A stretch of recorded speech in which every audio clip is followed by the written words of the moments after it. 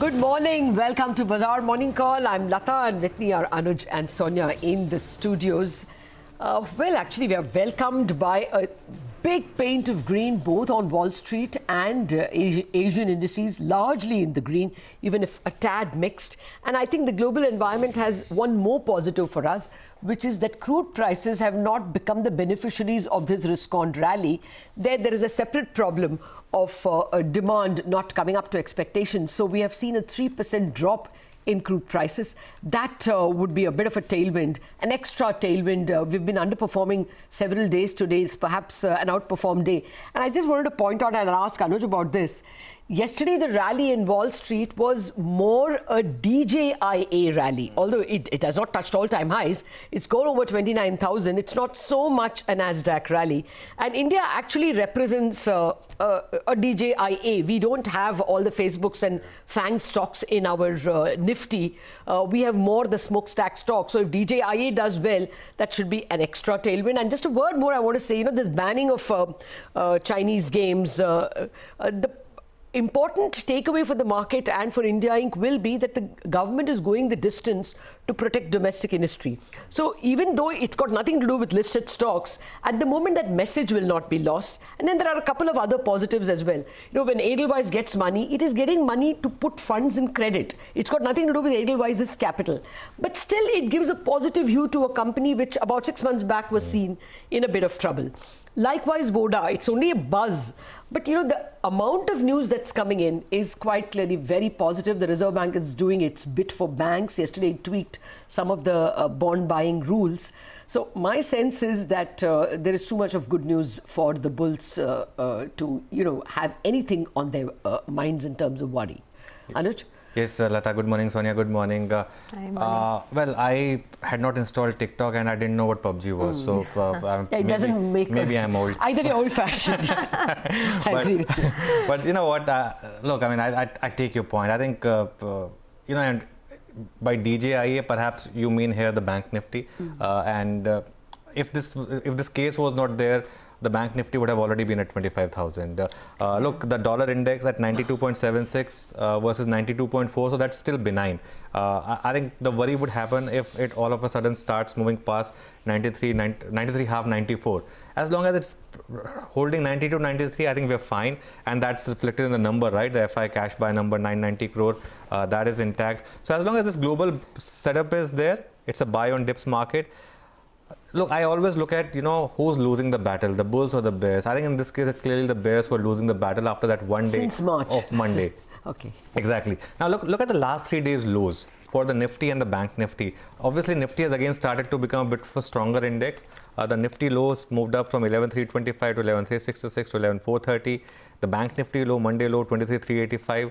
Now, in the last couple of days, the bears have really tried to take it below 23,385. That still remains sacrosanct, but they have not been successful. So, trade is very simple. If you're a day trader, yesterday's low is sacrosanct. If you're a positional trader, Monday's low is sacrosanct.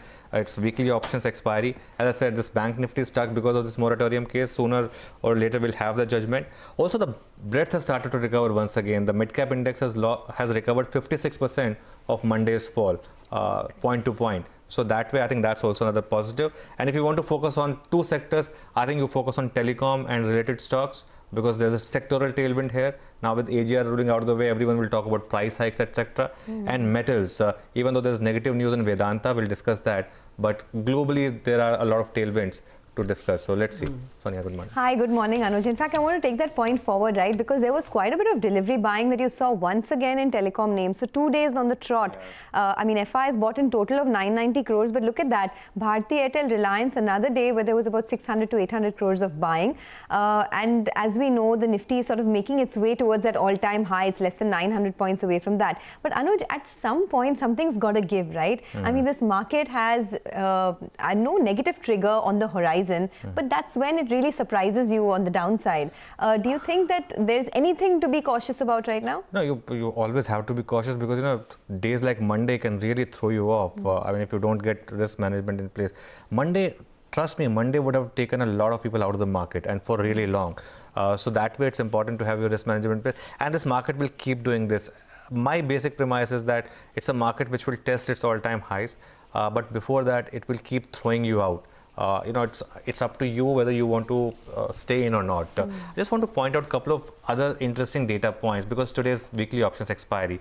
The FII data for yesterday in index futures and options is very interesting because some shorts have come back in the system. Yesterday index futures, there was unwinding of longs and some addition of shorts, and in index calls as well, there was unwinding of longs and build up of shorts. Now when calls are shorted, index calls are shorted 1 day ahead of expiry. In that case, that's a risky trade. And if you start to take out, for example, yesterday's high, in that case, those call shorters have no option but to cover. So that's why I think today what I'm watching out for is if the market not only protects yesterday's low, but starts to take out yesterday's high, that is when you will see short covering because it's expiry day. Didn't it end at the high? It ended at the highest point of the day, and that's when perhaps my sense is that in was the another last hour, indication perhaps that we the should... shorts would have come in the last hour, perhaps. Okay, well, but I just want to tell you about the Supreme Court, at least going by AGR, their bark seems to be worse than their bite. And, if they do not agree to pay, to the borrowers to pay interest on interest, it will hit the banking system at such a crucial point. I mean, it's extremely destructive if that policy is taken. I don't think the one hopes that the better sense would prevail here. It's perhaps they're trying to get the things in order. And yesterday, what were we hearing? We were hearing the petitioners' arguments, most of which were rotten. So I don't think we should, prejudge the Supreme Court. Even in the AGR case, what they said initially in terms of questions and opinions was not what was there in the judgment. Okay, by the way, the Asian markets have actually turned around quite a bit. The Hong Kong market started in the red, but now it's moved well into the green and is sitting with handsome gains. So it looks like things are going to get quite exciting, especially for the bulls, given what we're seeing in the Asian markets. But on the equities, here's what you'll get to see today. Rhythm Desai of Morgan Stanley says Indian companies have used the pandemic dislocations to prepare for the next growth cycle. The effects will likely be visible once economic activity normalizes. Industrials, consumer discretionary and large financials could be the sectors that do well in this context. Morgan Stanley is overweight industrials and consumer discretionary but stays neutral on financials. Stocks from their focus list that they highlight include Bharti Airtel, Jubilant FoodWorks, Maruti Suzuki, L&T, HDFC Bank and Reliance Industries. Okay, let's get you some money market views. Mohan Shenoy of Kotak Mahindra Bank says after staying in a tight range for months, the rupee has sharply appreciated against the dollar in the last few sessions, primarily due to continued weakness of the dollar index and absence of Reserve Bank intervention. Change in the RBI stance indicates that further rupee strength is acceptable as it plans to contain imported inflation.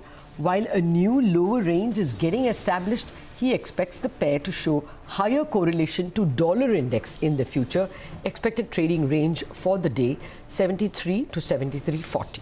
All right, and let's also get your view on the bond market very quickly. Mohan Shenoy says the larger than expected contraction of GDP has increased hopes of more policy rate cuts by the MPC